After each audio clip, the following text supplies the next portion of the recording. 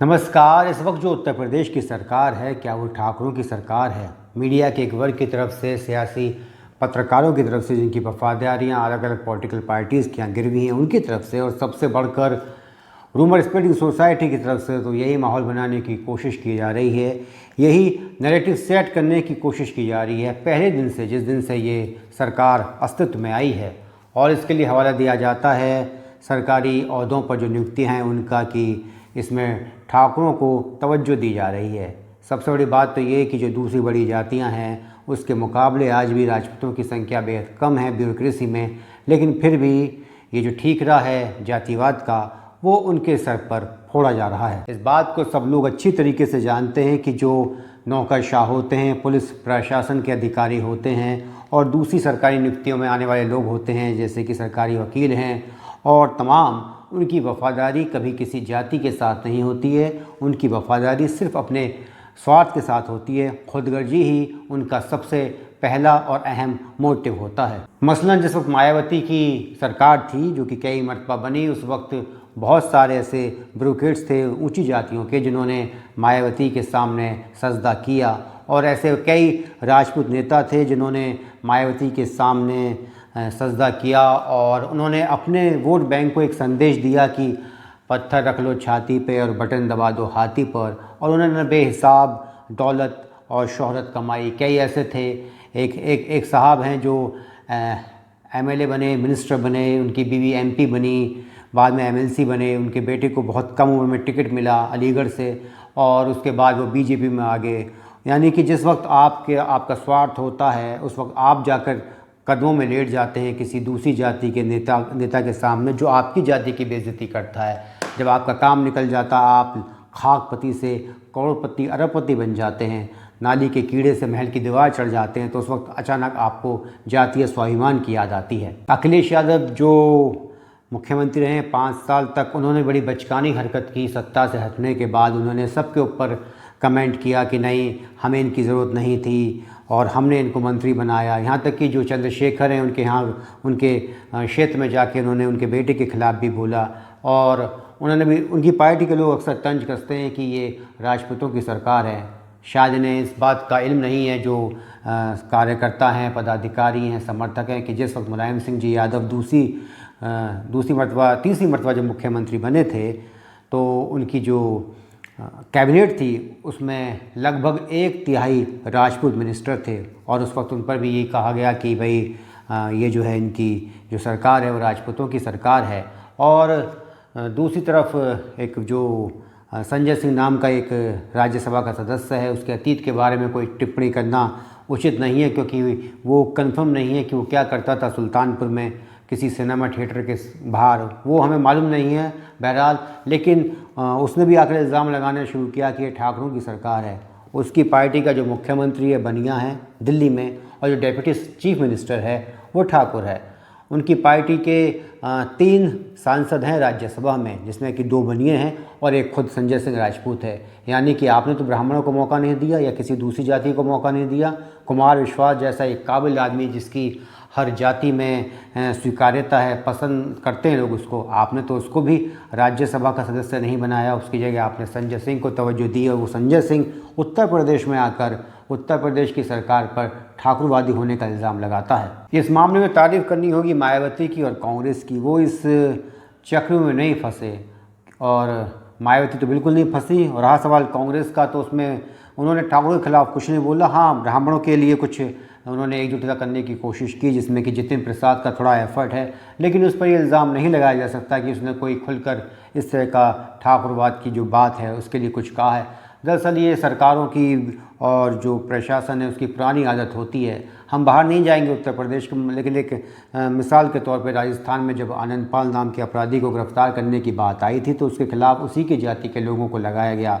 और ऐसा उत्तर प्रदेश में भी हुआ है। जब स्वर्गीय बाबा महेंद्र सिंह टिकैत को गिरफ्तार करने की बात आई, तो तमाम जो जाट पुलिस वाले थे उनको लगा दिया गया।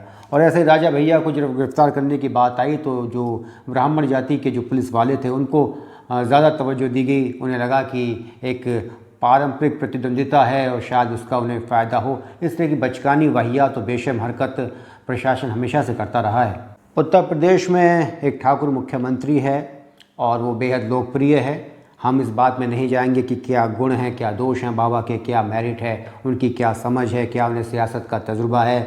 बड़े बाबा महंत अवैधनाथ उत्तराखंड के गरीब परिवार से एक लड़के को ले आए, उसे अपना उत्तराधिकारी बनाया, बहुत कम उम्र में सांसद बनाया। बाबा गणित से ऑनर्स हैं, तो शायद उन्होंने सोशल साइंस में नहीं पढ़ा है और वो समझ नहीं पा रहे हैं। और उत्तर प्रदेश में जो ठाकुर लीडरशिप है उसके ख़िलाफ़ एक शुरू से ही एक साजिशें होती रही हैं।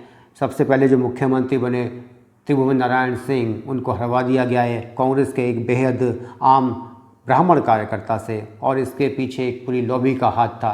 बाद में वीर बहादुर सिंह बने, विश्वनाथ प्रताप सिंह बने। विश्वनाथ प्रताप सिंह को ना तो बतौर सीएम स्वीकार कर पाई जो उस वक्त की जो पॉलिटिकल लीडरशिप थी और जो सियासी समीकरण थे, और बाद में जब उन्होंने मंडल कमीशन की रिकमेंडेशंस लागू की तो जिनके लिए लागू की वो उन्हें नेता नहीं मानते, और बाकी वो जो स्वर्ण जातियाँ खासकर ब्राह्मण उनके निशाने पर आ गए, क्योंकि वैश्य और दूसरी जातियाँ हैं वो इस तरीके से फ्रंट फुट पर आके नहीं खेलती हैं। राजपूतों में भी खैर उनके लिए नाराज़गी रही, लेकिन उस कदर नहीं रही जैसी दूसरी बड़ी स्वर्ण जाति के दिल में रही है। उत्तर प्रदेश की राजनीति में सबसे पहले राजपूत जाति के नाम पर जो फ़ायदा उठाया वो राजनाथ सिंह ने उठाया, वो इसी बल पर मुख्यमंत्री बने। और इसके अलावा ठाकुर अमर सिंह, उन्होंने भी समाजवादी पार्टी में राजपूतों की एंट्री कराई और उन्होंने जाति के नाम का फ़ायदा उठाया, लेकिन उन लोगों को वाली मकबूलियत हासिल नहीं हुई जो बाबा को है। 2017 में जब उत्तर प्रदेश विधानसभा के चुनाव होने थे तो एक ये धारणा थी कि हो सकता है कि राजनाथ सिंह को बतौर सीएम कैंडिडेट उतारा जाए, लेकिन उन्हें शायद इस बात का इल्म नहीं था कि इतने प्रचंड बहुमत से बीजेपी सत्ता में आएगी, तो उन्होंने कदम पीछे खींच लिए। और फिर बाबा का उदय हुआ। बाबा की वजह से केंद्रीय स्तर पर भी लोगों को परेशानी है, स्टेट में भी परेशानी है, इसलिए कहीं ना कहीं उन्हें ऐसे घेरे में बांधने की कोशिश की जा रही है जिसमें वो सिमट कर रह जाएं, और इसमें उनकी ख़ुद की भी गलती है। चंद जो ब्यूरोक्रेट्स हैं जिनकी वफादारी सत्ता बदलने के साथ बदल जाएगी, और शायद अभी बाबा को इस बात का एहसास नहीं है, लेकिन जब वो सत्ता में नहीं रहेंगे, क्योंकि सत्ता लोकतंत्र में सभी के साथ नहीं रहती। राजतंत्र में तो युद्धों से फैसला होता था किसी वंश के बनने या बिगड़ने का, लेकिन लोकतंत्र में तो 5 साल का चुनाव ही फैसला कर देता है कि किसकी सत्ता रहेगी और किसकी नहीं रहेगी। आज जो ठाकुर सरकार होने का इल्ज़ाम लगा रहे हैं उत्तर प्रदेश में, उन्होंने बहुत लंबे वक्त तक उत्तर प्रदेश में नहीं पूरे हिंदुस्तान में एक सियासी समीकरण के बलबूते हुकूमत की है, दलित, ब्राह्मण और मुस्लिम, और इसमें तमाम जो जातियां थीं इनको इग्नोर करने की कोशिश की गई। कहाँ थे राजपूत, कहाँ थे जाट, कहाँ थे मराठा, जो पहला मंत्रिमंडल बना देश का, और दूसरी जगहों पर तमाम ऐसे लोगों को तवज्जो दी गई जिनका सियासी जनाधार बहुत कम था, लेकिन वो वक्त दूसरा था। इसके अलावा जो ज़मींदारी एबोलिशन एक्ट आया, लैंड सीलिंग आई, तो वो उसका निशाना कौन लोग थे ये कहने की ज़रूरत नहीं है। और इसके अलावा जो तमाम पोस्ट हुआ करती थी छोटे से लेकर बड़े तक, उसमें ज़्यादातर ब्राह्मण होते थे। क्लर्क का पद तो कायस्तों के लिए रिजर्व था। और अब जब लोग आगे बढ़ रहे हैं और अपनी जाति और अपनी जो संख्या है उसके बल पर सियासत में अपनी हिस्सेदारी तय कर रहे हैं, तो अचानक एक नया खेल खेलना शुरू कर दिया गया है। बदकिस्मती से जिन लोगों के खिलाफ़ खेला जा रहा है उन्हें इस बात का इल्म नहीं है। उसमें बहुत एक छोटा तबका है जो सरकारी मुलाजिमों का है, ठेकेदारों का, सरकारी वकीलों का है, दलालों का है, छुटभइये नेताओं का है। वो जाति का फ़ायदा उठाकर अपना मकसद हासिल करना चाहते हैं, और अगर कहें छोटे शब्दों में तो अपना उल्लू सीधा करना चाहते हैं। इस वक्त जो सत्ताधारी दल है प्रदेश से लेकर देश तक, वो बहुत दिनों से बात कहता रहा है कि जब जब धर्म की हानि हुई है तब तब क्षत्रियों ने धर्म की रक्षा की है, लेकिन एक बात से वो हमेशा चूक जाता है या उसे इग्नोर कर जाता है कि क्षत्रिय है कौन। क्या राजपूत क्षत्रिय हैं? इसके अलावा दूसरी जो जातियाँ हैं आप उन्हें इसमें शामिल करते हैं या नहीं करते? जहाँ तक उनकी पॉलिटिकल आइडियोलॉजी है, अशोक सिंघल जो इस दुनिया में नहीं है, उन्होंने हमेशा कुछ दलित जातियों का नाम लिया कि ये पहले राजपूत थी और बाद में ये मुस्लिम आक्रमणकारियों की वजह से दलित बन गई। अब उन्होंने कभी ये नहीं कहा कि वो खुद वैश्य थे, कि जितनी वैश्य जातियाँ हैं, जो महाराजा अग्रसेन थे वो भी अपने आप को क्षत्रिय बताते थे, और तमाम वैश्य जातियाँ खुद को क्षत्रिय वंश का बताती हैं जो कभी क्षत्रिय थे। तो पहले उन्हें वापस ले आओ। और बदकिस्मती कहें या खुशकिस्मती कहें कि इस देश में ज़्यादातर जातियाँ क्षत्रिय होने का दावा करती हैं। बहुत कम जातियाँ हैं जो ब्राह्मण होने का या वैश्य होने का दावा करती हैं। क्षत्रिय सभी हैं, तमाम पिछड़ी जातियाँ, तमाम दलित जातियाँ जो आज आरक्षण ले रही हैं या इस जो जाति व्यवस्था है उसका दंश भुगत रही हैं। उनमें से आप किसी से भी बात कीजिए, हर एक अपने आप को किसी न किसी महान प्राचीन राजवंश का हिस्सा बताती है। लोकतंत्र में जातियां नहीं बल्कि जातीय मोर्चेबंदी काम करती है। और जैसे कि ठाकुर राजपूत है, ये जो जाति है इसकी समाज में स्वीकार्यता है। लोग, ऐसी बात नहीं है जो दूसरी जाति के वो भी इसे पसंद करते हैं। इसके अलावा अगर हम नज़र डालें तो जहाँ जहाँ पर मंडल कमीशन की राजनीति ज़्यादा कामयाब हुई है वहाँ पर राजपूतों का जो प्रतिनिधित्व है वो दूसरों के मुकाबले ज़्यादा है। जो दूसरी स्वर्ण जाति हैं उनके मुकाबले ज़्यादा है, उनका अपनी आबादी से दुगुना है। और जहाँ पर मंडल की राजनीति ज़्यादा कामयाब नहीं है वहाँ दूसरी जातियाँ जो भली संख्या में कम हैं उनका भी अच्छा खासा वर्चस्व है। अपने गढ़ में, अपने गांव में जातीय अहंकार के साथ, जातीय गुरूर के साथ सिमट कर रहना बेहद आसान है, लेकिन महानगरों में, शहरी इलाकों में, अपने घर से बाहर, ज़िला मुख्यालयों में, ऐसी जगहों पर जहाँ पर मिली जुली संस्कृति है वहाँ पर जातीय दम के साथ रहना मुश्किल है। ये राजतंत्र का दौर नहीं है कि आप एक ही इलाके में रहते हैं और दूसरी दुनिया से आपका कोई ख़ास वास्ता नहीं है। या तो आप फ़ौज लेकर हमला करने जाएंगे या जो दूसरी जाति की जो फ़ौज आएगी आपकी रियासत पर हमला करने के लिए, आप उसका मुकाबला करेंगे। सही बात तो ये है कि किसान, कारोबारी, डॉक्टर, वकील, मज़दूर, कामगार, सबको एक दूसरे की ज़रूरत है सिवाय सरकारी मुलाजिमों और अफसरान के। जैसा कि फ़ौजियों के साथ होता है, जब वो नौकरी के बाद आते हैं तो वो सिविल सोसाइटी में खुद को एडजस्ट नहीं कर पाते हैं। और ऐसे लोगों को जातीय कार्ड खेलने में बड़ा मज़ा आता है। बड़े शहरों में रहते हैं, आपकी बहुत कम जो है वो आपका बहुत कम सामाजिक तौर पर उठना बैठना है, सामाजिक संबंध कम है। शादी ब्याह में आपके 10-20 और ज़्यादा 40-50 रिश्तेदार इकट्ठे हो जाते हैं। लेकिन अगर आप छोटी जगहों पर रहते हैं, कस्बों में, गाँव में, तो आपका समाज के हर तबके के साथ उठना बैठना होता है। वहाँ आपको सबकी ज़रूरत पड़ती है। ब्यूरोक्रेट्स चालाक होते हैं, उस बात को समझते हैं कि जब उनकी नियुक्तियाँ होती हैं ज़िलों में या बतौर सचिव मुख्यालयों में, राजधानी में, तो चाहे वो डीएम हों, एसपी हों, एसडीएम हों, डीएसपी हों, तमाम दूसरे ओहदे हों, उसमें जो जातिवादी राज्य हैं जहाँ पे जाति की राजनीति हो रही है, उत्तर प्रदेश, बिहार जो इसके लिए बदनाम है, वहाँ इस बात का बड़ा प्रभाव पड़ता है। ये बात बहुत अहमियत रखती है कि इस वक्त प्रदेश में किसकी सरकार है, किसकी चल रही है। तो इसी हिसाब से, और ये बात तो खैर सही है कि कुछ जातियों को तवज्जो दी जाती है, लेकिन सही बात तो ये है कि और जो दूसरी जाति के लोग हैं, जो ब्यूरोक्रेट्स हैं, वो भी अपना उल्लू साधने के लिए किसी न किसी को पकड़ ही लेते हैं। और ज़्यादातर ये सभी चीफ मिनिस्टर के साथ होता है, चाहे वो नीतीश कुमार हों बिहार में, चाहे उड़ीसा में नवीन पटनायक हों या दूसरे हों।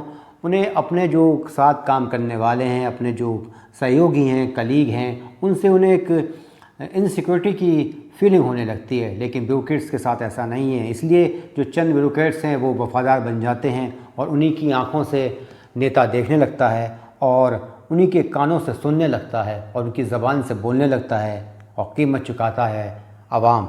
जब मुलायम सिंह और मायावती की पहली बार सरकार बनी थी तो उस वक्त सवर्णों के खिलाफ बड़ा ज़बरदस्त एक माहौल खड़ा करने की कोशिश की गई।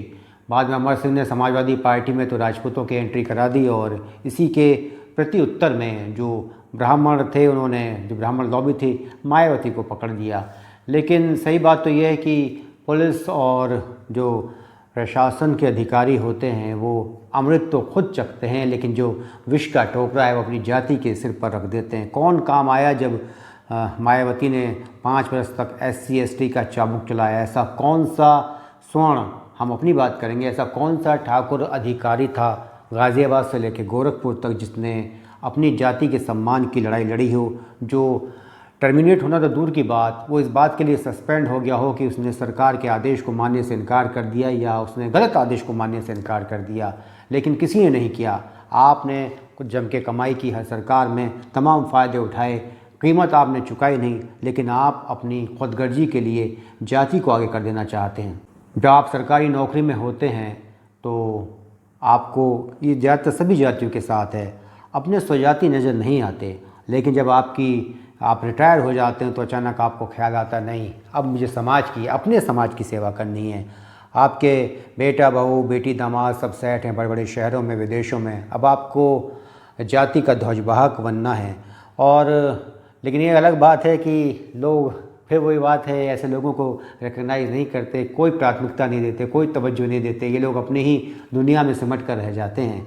और जो कहते हैं कि ठाकुरों की सरकार है, तो इस सरकार में ब्राह्मण वैश्य कायस्थ पंजाबी भूमिहार उनकी सरकार नहीं है, वो मज़े नहीं कर रहे हैं।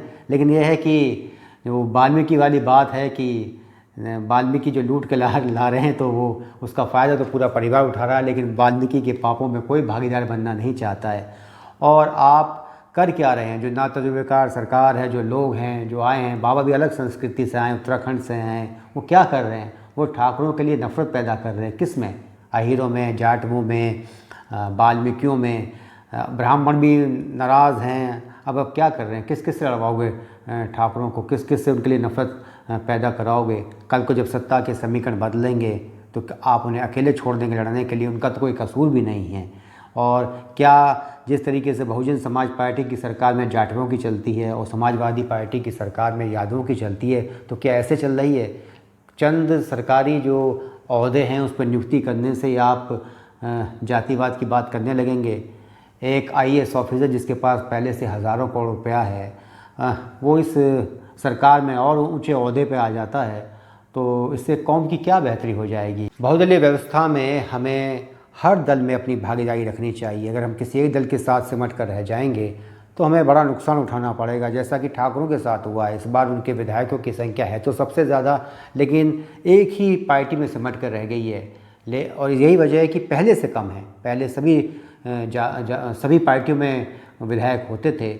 और हम क्या करें? हमारे क्या और दूसरी जातियों में नायक नहीं हैं जो दूसरी जाति के लोग हैं? क्या हम चाणक्य को ब्राह्मण मानने की वजह से, चंद्रशेखर आज़ाद को ब्राह्मण मानने की वजह से और दूसरे तमाम जो महान हमारे स्वतंत्रता सेनानी हैं, हमारे मध्ययुग के हीरो हैं, उन्हें मानने से इनकार कर दें?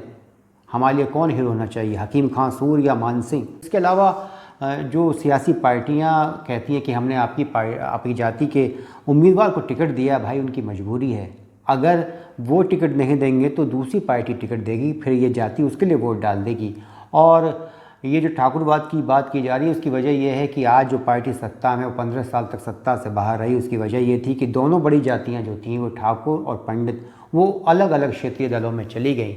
और ये बात अलग है कि अब जब 15 साल बाद दोनों जातियां पास आई हैं, साथ आई हैं, तो उन्हें साथ रखकर भविष्य की राजनीतिक दिशा तय करने की बजाय कुछ मतलब परस्त और खुदगर्जों के चक्कर में आके आप उन्हें आपस में लड़ा रहे हैं। कुछ लोग जो बड़ी सरकारी मुलाजमतों में हैं, निजी मुलाजमतों में, महानगरों में, हमारे प्रदेश के बाहर भी वो बैठ के बड़ी लंबी लंबी बातें करेंगे। उन्हें जाति का बड़ा गुरूर होता है। ये बात अलग है कि जो ग्राउंड पे होता है उसे ये सब कुछ भुगतना पड़ता है। और जो जाति के सिरमौर होने की बात करते हैं, जो जाति की पताका लेकर आगे चलने की बात करते हैं, जब सत्ता के समीकरण बदलेंगे तो यही लोग देखेंगे कि किस कदर वो अपनी खाल उतारेंगे, एक नया चोला पहन लेंगे।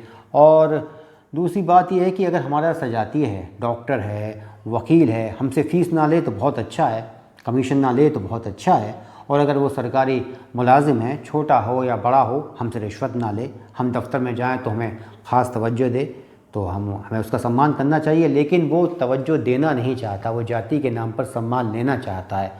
वो दुनिया को सलाम ठोकता है लेकिन खुद सलाम चाहता है। और दूसरी सबसे अहम बात यह है कि अगर आप जाति के नाम पर कोई दिखावा करेंगे, कोई किसी का सहयोग करेंगे, किसी के साथ पक्षपात करेंगे, तो आपने अपने काम के साथ, अपनी ड्यूटी के साथ आप गद्दारी करेंगे। और अगर आप ऐसा नहीं करेंगे तो फिर आपको जाति के नाम पर तवज्जो देने की ज़रूरत ही क्या है? प्रत्येक व्यक्ति अपनी जाति का खुद एम्बेसडर होता है। उसके साथ काम करने वाले, उसके पास रहने वाले, उसके जो पड़ोसी हैं वो लोग, उसके कलीग, उसके जूनियर, वो जो तमाम लोग हैं, वो उसके व्यवहार से और उसके व्यक्ति से ही पूरी जाति के चरित्र का अंदाज़ा लगाते हैं। किसी जाति के लिए सम्मान तमाम लोगों को देखकर नहीं होता। जो हमारे आसपास के लोग होते हैं वो कैसा व्यवहार करते हैं, उनका कैसा रवैया है, इसी को देखकर हम ज़्यादातर दूसरी जाति के बारे में अपने ख्याल बनाते हैं। और अगर कोई एक व्यक्ति जाति का गौरव बढ़ाता है, खबर आती है कि हमारी जाति की बहू ने, बेटी ने ये काम कर दिया और हमारा जो सीना है वो फख्र से चौड़ा हो गया, तो भाई जब उसी जाति का कोई व्यक्ति कोई अपराध करता है, कोई गलती करता है, तो क्या आपको शर्म नहीं आनी चाहिए? या तो आप एक व्यक्ति के अचीवमेंट को जाति के गौरव से मत जोड़िए, और अगर ऐसा करते हैं तो आपको एक व्यक्ति की जलील हरकत से भी खुद को जोड़ना पड़ेगा। समझदार बनिए, मोहरे मत बनिए, भीड़ का हिस्सा मत बनिए, गुण दोष मेरिट के आधार पर लोगों को चुनिए।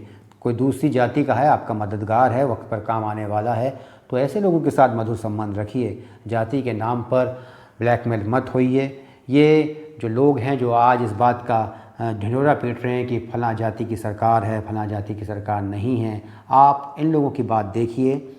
आप आने वाले वक्त में देखेंगे कि किस कदर इनकी जहनीत बदलेगी, किस कदर इनकी वफादारी बदलेगी। आपको वो चाहे किसी जाति का व्यक्ति होना चाहिए, ऐसी शासन व्यवस्था को, ऐसी सरकार को पसंद करना चाहिए जो सबके हित में काम करे। इसके अलावा अगर हम व्यक्तिगत रूप से देखें तो अगर हम ये समझते हैं कि नहीं, फलां जाति जो सरकार है, फलां पार्टी की जो सरकार है वो हमारी जाति के लिए अच्छा काम कर रही है, हमें बढ़ावा दे रही है, तो कोई हर्ज नहीं है। लेकिन मुझे नहीं लगता कि कोई ऐसी जो पार्टी है वो ख़ास तौर से स्वर्ण जातियों के लिए वो अपने दम पर, अपने बलबूते पर आगे बढ़ती हैं। और रहा सवाल ये कि ये ठाकुरों की सरकार है, तो इससे बहुत छोटा तबका खुश हो सकता है। लेकिन सही बात तो ये है कि ऐसी कोई भी सरकार जो ये कहती हो या जिसके लिए दावा किया जाता हो कि ये किसी एक वर्ग की सरकार है, वो कभी एक अच्छी सरकार हो ही नहीं सकती। लोकतंत्र का ये बुनियादी उसूल है कि उसमें सबको साथ लेकर चलना चाहिए। अगर आप सबको साथ लेकर नहीं चलेंगे तो एक दिन आप सबसे अलग हो जाएंगे। नमस्कार, जय हिंद।